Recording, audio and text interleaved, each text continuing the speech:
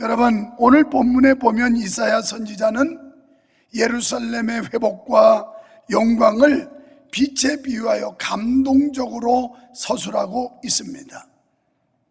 본문은 1차적으로 바벨론으로부터 귀환과 황폐화된 시온성의 회복에 대해 말씀하고 있습니다. 우리는 여기서 회복되고 영화롭게 될 시온성의 번영을 보며 장차 신약에 임할 하나님의 교회의 아름다운 축복과 교회에 맡겨진 사명을 찾아볼 수가 있습니다. 그렇다면 과연 신약교회에 주어진 하나님의 사명은 무엇일까요? 먼저 일어나 빛을 발하라 그랬어요. 우리는 일어나라고 하는 단어에 주목해 볼 필요가 있습니다. 이 일어나라는 말은 뭔가 행동하라는 말이에요.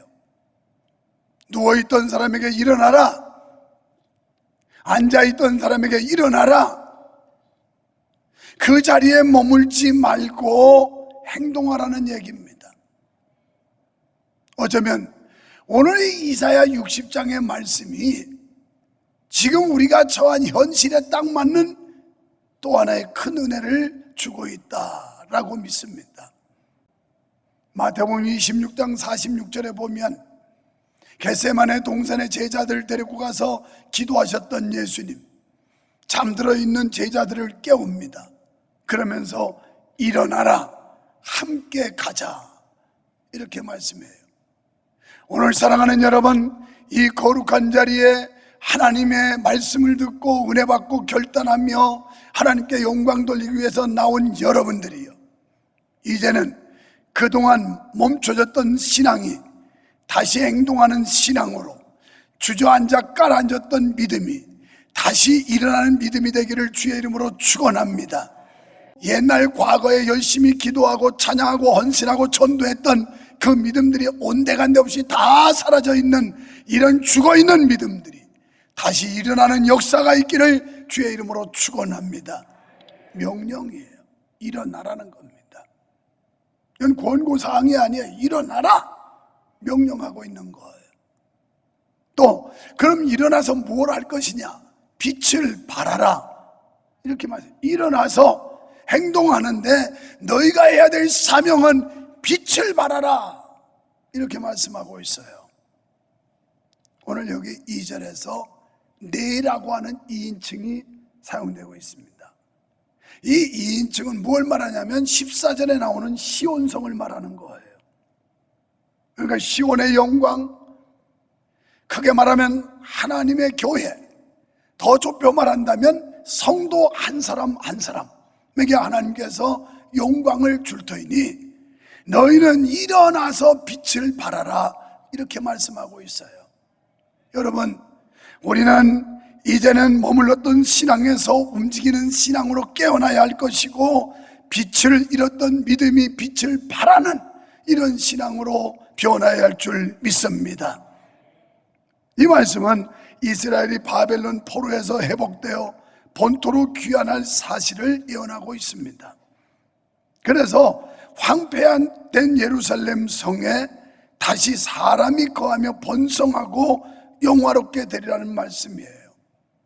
70년 포로 기간 동안 방치됐던 예루살렘 성전, 그리고 많은 똑똑하고 잘난 사람들이 포로로 잡혀가서 허물어졌던 예루살렘 성벽, 이것을 너희들이 다시 회복하라는 겁니다. 회복해서 많은 사람들에게 빛을 발하라는 거예요. 그렇다면 이제 예루살렘 도성은 어떤 성이 되어야 할까요? 이 성은 일어나서 빛을 발하는 성이 되어야 한다는 겁니다. 무슨 뜻입니까? 자신에게 임한 여호와 하나님의 영광과 광명을 널리 흑암의 세상에 비추어야 한다는 것입니다. 이는 곧 영적 시온성, 그러니까 하나님의 교회를 말하는 겁니다. 하나님의 교회는 좁은 면에서는 에클레시아, 어디로부터 불러낸 무리입니다. 이 불러낸 무리들이 모인 집단을 교회라고 말합니다. 그래서 아주 실질적인 본질적인 의미에서 교회는 여러분 한 분 한 분이에요. 이 교회들이 깨어 일어나야 한다는 겁니다. 그리고 빛을 발하는 삶을 살라는 겁니다. 나 혼자만의 신앙이 아니라 내가 가진 믿음을 다른 사람들에게 나타내라는 것입니다. 우리 교회, 그러니까 성도는 주의 구원의 빛을 받고 영화롭게 되었으니 교회는 마땅히 그 하나님의 영광스러운 빛을 세상에 널리 전해야만 한다는 것입니다. 바로 이것이 하나님의 영광의 빛을 받은 교회의 사명인 줄로 믿습니다. 그래서 우리 주님께서도 마태복음 5장 16절에서 이렇게 말씀하십니다. 너희 빛을 사람에게 비추게 하여 하늘에 계신 너희 아버지께 영광을 돌리게 하라. 우리의 선한 영향력을 통하여 다른 사람들에게 영향력을 행사하고 그 사람들을 변화의 장으로 끌어들임으로 그들이 결국 변화된 그리스도인이 되게 함으로 그들이 하나님께 영광을 돌리게 하라는 말씀입니다. 주님께서 승천하시기 전 제자들에게 마지막으로 남긴 말씀도 마태복음 16장 15절에 너희는 가서 모든 온 천하에 다니며 만민에게 복음을 전하라. 온 천하, 우리가 갇혀있는 복음이 아니라는 겁니다. 열려있는 복음으로서 우리만 소유한 이 복음이 아니라 우리 외에 또 다른 사람들, 또 다른 민족에게 이 복음을 전하라는 명령인 줄로 믿습니다. 사랑하는 성도 여러분, 선교적 사명의 범위는 온 세계 모든 사람들이며 그 방법은 복음을 들고 찾아가는 것입니다. 교회 규모가 아무리 크고 훌륭한 사업들을 많이 한다 하더라도 선교를 위해 헌신하지 않는다면 이것은 직무유기입니다. 여러분이 말이 청산유소로 아무리 잘하고 떠들어도 여러분이 전도하지 않는다면 이것은 성도로서 직무유기라는 겁니다. 하나님 앞에서 우리가 마땅히 해야 될 가장 최우선의 과제가 있다면 전도와 선교입니다. 아니, 한마디로 영혼 구원입니다. 하나님이 가장 기뻐하시는 일, 하나님께서 아들 예수를 이 땅에 보내사 십자가에 못 박기까지 우리를 사랑하신 목적은 영혼 구원이라는 거예요. 이제는 코로나를 빙자하여 코로나 때문에 우리가 위축됐던 신앙이 다시 이제는 가슴을 펴고 그리고 신앙의 날개를 활짝 펴고 이전처럼 죽어가는 영혼에게 복음 들고 찾아가서 그 영혼을 주께로 인도하는 역사가 새롭게 시작되어야 할 줄로 믿습니다. 그래서 하나님께서는 너희를 회복시켜주고 너희를 영광을 회복시켜줄 터이니 그걸 가지고 너희만 누리는 게 아니라 이걸 가지고 저 교회 밖에 믿지 않는 사람들에게 그 선한 영향력을 끼쳐주라는 말씀입니다. 주님은 우리에게 믿지 않는 자와 멍에를 같이 하지 말라고 했습니다. 성도는 불의에서 떠나야 합니다. 교회는 세상과 타협하거나 야합하는 것을 철두철미하게 배제해야 합니다. 여러분, 믿음 생활하면서 세파가 흘러가는 대로 여러분도 같이 움직이면 편안합니다. 그러나 구별된 삶을 산다는 것 자체가 십자가를 지는 것이요 고난의 길입니다. 그래서 예수님 말씀하기를 여러분, 지옥으로 가는 길은 아주 넓어서 프리웨이, 하이웨이처럼 넓어서 많은 사람들이 간다. 그러나 구원의 길, 천국 가는 길은 좁고 협착해서 적은 사람뿐이 가지 않으며 사람들이 가기를 꺼려한다라고 주님은 말씀하셨습니다. 여러분, 신앙생활은 많은 제재와 제약이 있는 겁니다. 하나님의 말씀을 통하여 통제받는 게 신앙생활입니다.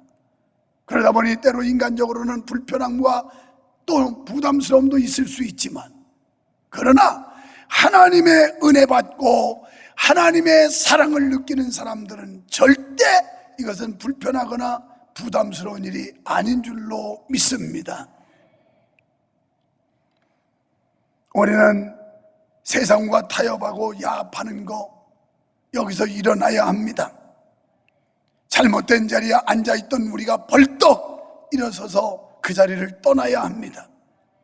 복음의 순수성을 잃고 인본주의적 사고가 지배를 하게 되면 교회는 그 능력을 상실하게 되고 사명을 감당할 수가 없게 됩니다.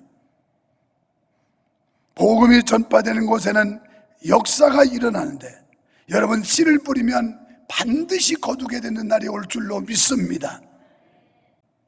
오늘 이 말씀이 뭘까요? 70년 만에 돌아오는 유다 백성들, 이스라엘 백성들에게 하나님께서 회복의 역사를 주시는데 그냥 몸만 돌아오는 게 아니고 그들에게 은금 보화, 그리고 예루살렘 성전을 재건하고 성벽을 새로 세울 수 있는 자재와 재정, 이것까지 고레스 왕의 칙령에 의하여 가지고 돌아오는 겁니다.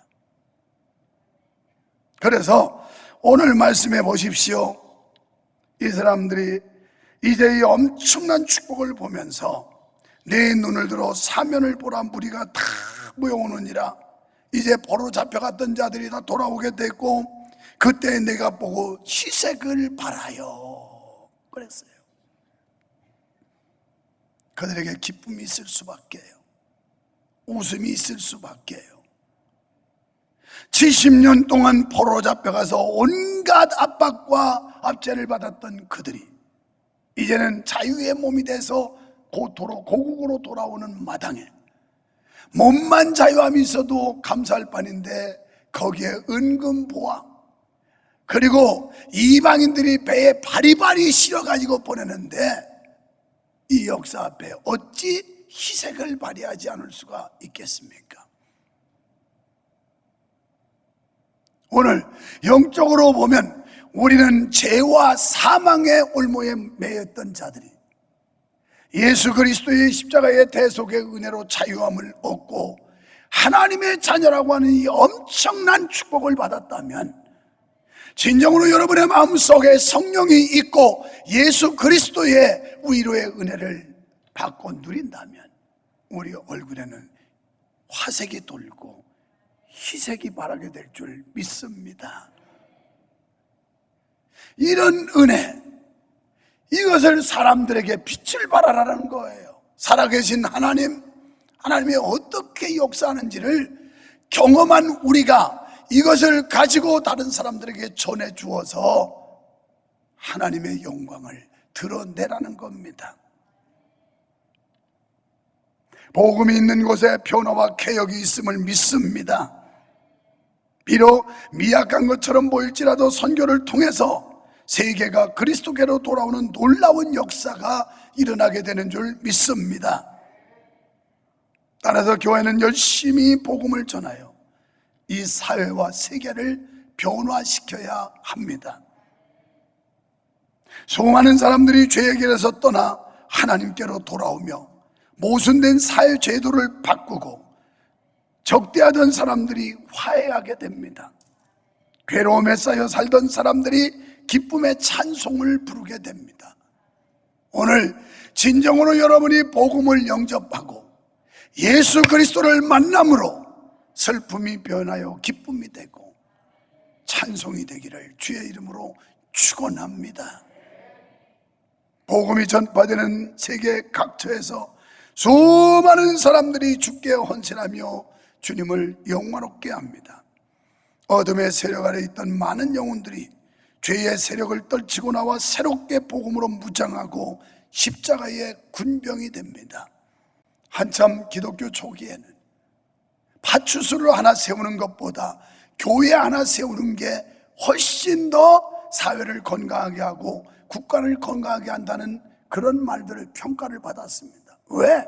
파출소는 규제와 제재를 통해서 그리고 사회를 유지하게 되지만, 여러분, 복음이란 사람을 근본적으로 변화시키고 인간을 개조하는 능력이 있기 때문에 그런 규제와 제도 가지고 압박하는 게 아니라 자율적으로 변화를 유도하는 이 복음의 능력이기 때문에 파출소 하나 세우는 것보다 교회 하나 세우는 게 더 낫다는 거예요. 여러분, 그래서 교회의 역할이 이렇게 중요하고 우리가 일어나 빛을 발하고 복음의 빛을 비춰줌으로 인하여 어두운 사회를 밝힐 수 있고 어두운 심령들을 밝혀줘서 그들이 변화받는 사람으로 건강한 삶을 추구하게 만든다는 겁니다. 빛을 발하면 두 번째 열방이 주님께로 돌아온다는 겁니다. 3절로 16절에서 널리 구원의 빛을 선포하라고 가르치는 선지자는 이어서 신약시대에 많은 이방인들이 주님의 복음 앞으로 돌아오는 모습을 마치 환상을 보듯이 예언하고 있습니다. 4절에서 선지자는 유대인 포로들이 바벨론에서 돌아오리라고 말씀합니다. 그러나 선지자는 이들과 더불어 많은 이방인들도 주님께로 돌아올 것이라고 말씀하고 있습니다. 6절, 7절, 9절, 13절에서 사람들과 특산물에 대해 언급하고 있습니다. 실제로 유대 백성들이 고국으로 귀환할 때 이방인들로 많이 휩쓸려 왔고, 또 그들이 가지고 오는 많은 재물 속에는 이방인들이 지원한 고레스의 칙령에 의하여 이방 사람들이 지원한 물품과 재물, 재정이 많이 있었던 겁니다. 그리고 이방인들도 더불어 함께 돌아왔어요. 그런데 이것은 신약교회의 예언을 하면서 결국 앞으로 이방인들이 하나님께 돌아와서 영광을 돌리게 될 것이라는 말씀입니다. 여러분, 이사야 선지 시대는 상상도 못할 일이에요. 어찌 이방인이 시온성에 들어와서 구원을 받는단 말입니까? 범접도 못할 일인데 이사야는 700년 후에 일어날 사건에 대해서 환상을 보듯이 보고 그 그림을 예언하고 있는 거예요. 기가 막히지 않습니까? 근데 실제로 지금 그 신뢰가 뭡니까? 예수 그리스도가 십자가에 못 박혀 죽고 사흘 만에 부활하신 뒤에 그분이 부활 승천하면서 보혜사 성령을 보내셨는데, 사도행전에서 초대교회 성령의 강력한 역사 이후에 이들이 나가서 복음을 전하기 시작하는데, 그거 점점 퍼져서 2000년이 넘은 지금 우리들에게까지도 이 복음의 물결이 흘러 넘쳐서 우리가 복음을 접하고 구원받는 놀라운 역사가 일어났다는 겁니다. 이제 현대교회는 내 안에 가둬놓는 복음이 아니고 우리 교회 안에 멈춰있는 복음이 아니라 이것을 흘려보내야 되라는 거예요. 흘려보내야 될 텐데 내 속에 뭔가 채워져야 흘려보내지, 여기가 텅 비었는데 무엇을 흘려보내겠어요? 교회에 뭐가 채워져야 흘러나가지, 교회가 텅텅 비었는데 무엇을 흘려보내겠어요? 그래서 우리는 성령의 은혜로 충만해야 하며 교회는 하나님의 사랑과 은혜로 충만하게 되면 우리는 자연히 교회 바깥으로 이 복음의 물결을 흘려보내게 되는 줄로 믿습니다. 우리가 복음의 밝은 빛을 받고 여기 모여있는 이 교회 공동체의 모든 사람들이 복음의 빛을 바라면 빛은 모아질수록 더 강렬한 힘을 발생하게 되는데, 마찬가지로 우리 모든 성도가 한 사람 한 사람 성령 충만하고 말씀의 은혜가 충만하고 구원의 소망이 넘쳐날 때 이런 사람들이 모이면 이 교회에서 이 놀라운 능력과 역사가 흘러나간다는 겁니다.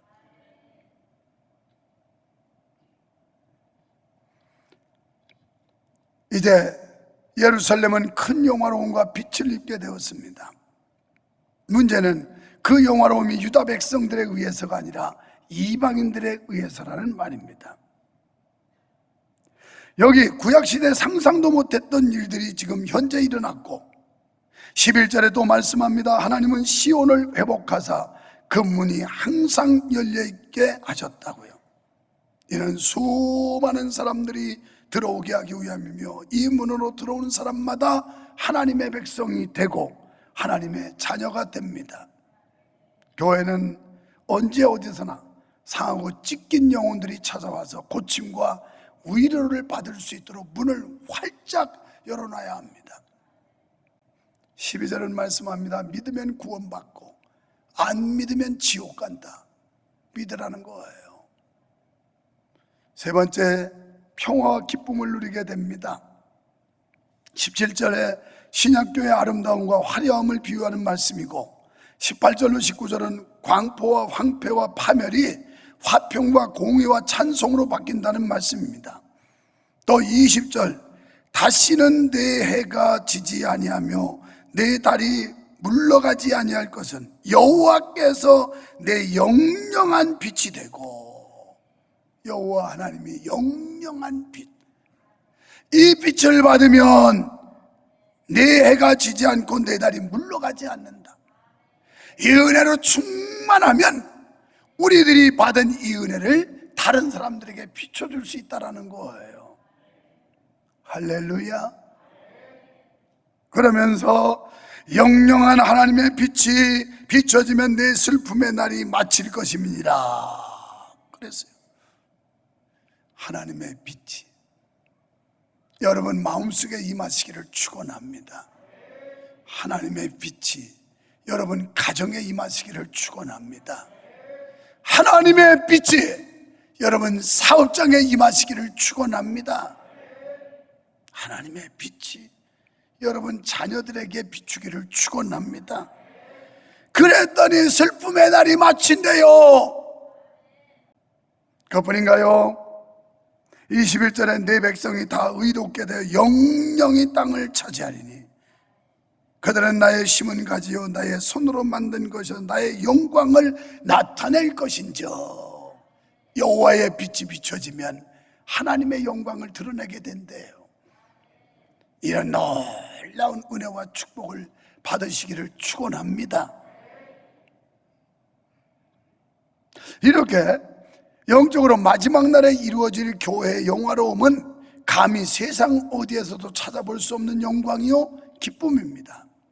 이사야 선지자는 이미 구약시대 때 장차 다가올 마지막 날 하나님의 교회가 누릴 축복을 보고 있어요.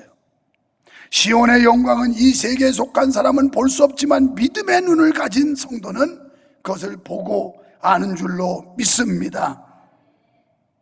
여기 2절에도 보라, 봐야 돼요. 여러분 눈이 열리시기를 축원합니다. 뭔가 신령한 세계를 볼 수 있는 눈이 열려야 돼요. 하나님의 영광의 나라가 보여야 돼요. 그래야 지금의 많은 장애물들, 시련과 난관들, 이걸 뛰어넘을 수가 있어요. 인간적인 조건이나 주변의 환경에 관계없이 하나님이 영광스럽게 하시는 사람들은 위대한 일을 하게 되는 줄로 믿습니다. 그러므로 성도는 스스로 서려고 해서는 안 돼요. 이게 교만이고 불신이에요. 불신앙이에요. 내 스스로 설 수 없고 하나님이 나를 일으켜주고 하나님이 나를 높여주고 하나님이 나를 세워준다고 하는 게 겸손이고 믿음이에요. 이런 사람들이야말로 하나님 앞에 겸손히 엎드리게 되고, 오늘 우리 청년들이 워십 댄싱을 한 것처럼 주님 앞에만 영광을 드리고 오직 그의 나라 그 일을 위해서 찬양하는 것처럼 말이에요. 시온에 거하는 백성들은 다 의롭게 되어 기업의 땅을 차지하게 된다는 겁니다. 이는 예수를 믿고 의롭다 하심을 입은 성도가 하나님 나라에서 기업을 얻게 됨을 뜻합니다. 여러분, 그리스도 밖에는 구원이 없습니다. 예수 그리스도 안에서만 구원이 있는 줄 믿습니다. 그래서 요한복음 14장 6절에 내가 길이고 진리요 생명이다, 나로 말미암지 않고는 아버지께로 올 자 아무도 없다, 구원 못 받는다. 사도행전 4장 12절에 다른 어떤 이름으로도 구원받을 이름을 너희에게 준 적이 없다. 예수 그리스도, 그분이 해답입니다. 그분이 구원의 길이고 그분을 밟고 건너가야 천국에 갈 수가 있어요.